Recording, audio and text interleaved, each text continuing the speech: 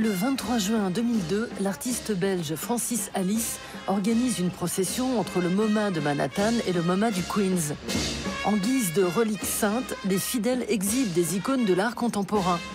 La roue de bicyclette de Duchamp, la femme debout de Giacometti, les demoiselles d'Avignon de Picasso et une dernière icône bien vivante, l'artiste américaine Kiki Smith.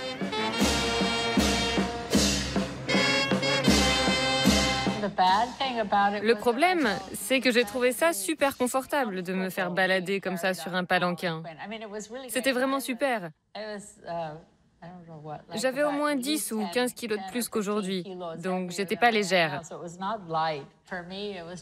C'est marrant parce que je me suis dit qu'il fallait que je me débarrasse très vite de ce fantasme de vie de rêve. À ce moment-là, je me suis plus sentie moi-même qu'à n'importe quel autre moment de ma vie. C'était pas bon pour ma créativité. À 66 ans, Kiki Smith n'est pas prête de raccrocher ses pinceaux. Résidente à temps partiel à New York, elle a conservé un studio dans le Lower East Side de Manhattan, où elle a commencé sa carrière d'artiste en 1976. Contrairement à de nombreux artistes contemporains, cette graveuse, sculptrice et dessinatrice revendique de mettre les mains à la pâte.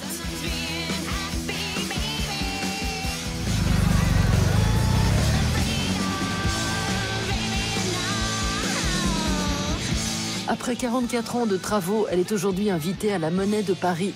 Une monographie centrée sur le corps dans tous ses états et sa place centrale dans les grandes questions de son époque, féminisme, sida ou environnement.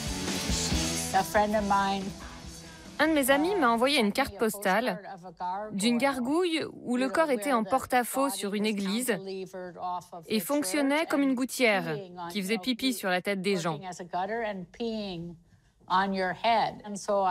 Je me suis dit, je vais faire une œuvre comme ça. Mais je ne savais pas comment faire quelque chose en porte-à-faux, parce qu'il faut fabriquer toute une structure murale pour que ça tienne. Donc ça a fini par être juste un corps penché en avant, comme ça. Mes œuvres se concentraient sur les orifices et tous ces fluides corporels qui, en tant que femme, sortent de nous de façon incontrôlable. Quand j'ai atteint la ménopause, je me suis sentie comme si j'avais été empoisonnée par les hormones pendant 40 ans et que maintenant je pouvais redevenir un être humain. C'était un tel soulagement. Alors que certains artistes fondent leur réputation sur les portraits de nus, Kiki va beaucoup plus loin en pénétrant littéralement sous la peau. Fascinée par les mécaniques corporelles, l'artiste se donne beaucoup de mal pour représenter les organes internes, soulignant les différences entre l'anatomie des hommes et celle des femmes.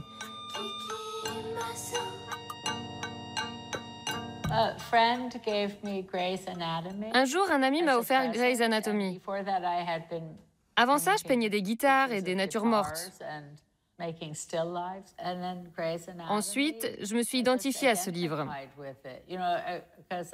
J'ai été en surpoids presque toute ma vie. Et là, j'ai pu regarder les cellules grasses et dire « Voilà à quoi ça ressemble ». J'ai aussi été très nerveuse une grande partie de ma vie. Et voilà que je pouvais voir à quoi ressemblent mes terminaisons nerveuses. D'une manière très simple et viscérale, ça m'a juste donné une façon d'expliquer ma vie ou de regarder ma vie. C'était un peu comme de la méditation. Née Chiara Lanier Smith à Nuremberg en 1954, Kiki était destinée à devenir artiste. Avec sa mère, chanteuse d'opéra, et son père, architecte et sculpteur, la famille Smith déménage dans le New Jersey aux États-Unis quand Kiki est encore bébé. Copain de Jackson Pollock, précurseur de la sculpture minimaliste, papa Tony embauche Kiki pour réaliser les maquettes en carton de ses sculptures. À 22 ans, Kiki coupe le cordon en rejoignant le collectif Collab à New York. Composé d'artistes de toutes disciplines, ce groupe réalise des films expérimentaux et des performances. Kiki elle-même, avec sa sœur Seaton, fait partie d'un groupe de musique qui détourne les paroles de chansons qu'elle joue en playback sur des instruments en carton. La mort de son père en 80, suivie de la mort de sa deuxième sœur à cause du sida, incite Kiki à représenter la mort et la maladie jusqu'à utiliser du vrai sang dans l'une de ses œuvres. Il y avait une boucherie au coin de la rue où on pouvait acheter des litres de sang parce que les gens faisaient du boudin avec. Je crois que c'est dans Grey's Anatomy que j'ai lu qu'il y avait 5 ou 6 litres de sang dans le corps. Bon, ça dépend des gens. Et je voulais juste voir à quoi ça ressemblait. En 87, Kiki expose 12 bouteilles étiquetées sang, sperme, salive et autres body fluids. Une œuvre parmi d'autres consacrée aux fonctions corporelles qui font de cette artiste l'une des ambassadrices de l'art abject, aux côtés de son pape Paul McCarthy ou du photographe Andrés Serrano. Pour eux, rien n'est tabou et les interdits ne servent qu'à être transgressés. Les gens n'étaient pas particulièrement séduits par mon travail. Je me demandais pourquoi personne n'en veut. Et puis un jour, j'ai regardé et je me suis dit, c'est pas sorcier. Qui voudrait de ce bazar sanguinolent? Qui accrocherait des intestins dans son salon? Kiki Smith a toujours été en prise avec son temps. Après avoir été proche des féministes dans les années 70 et de la communauté gay pendant la crise du sida des années 80, elle s'intéresse à la nature depuis les années 90. C'est que la verdure fait partie intégrante de sa vie.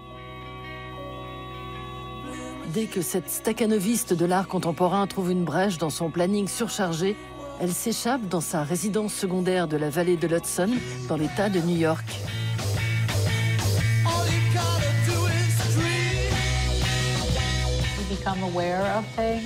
On prend conscience des choses grâce à notre inconscient ou à nos rêves.